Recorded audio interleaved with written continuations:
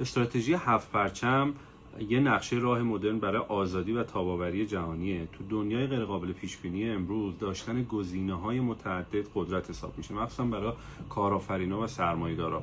تو سال 1960 یه سرمایه‌دار امریکایی آقای هری شولز اولین بار این نظریه مسافر دائمی رو ارائه داد که افراد در کشورهای متعدد باید همش در حال سفر باشن و تابعیت و اقامت بگیرن. و بعد تو 1980 آقای جی هیل اینو کتاب The Perpetual Traveler جمع آوریش کرد که به عنوان مسافر دائمیه.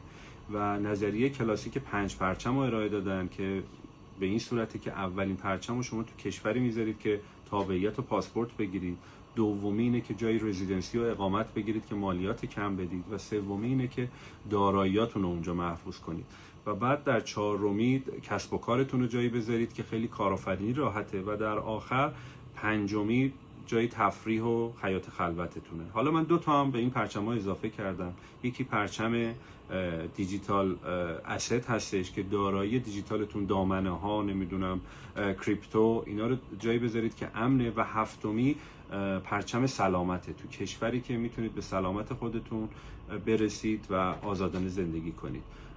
حالا شما چند تا پرچم زدید؟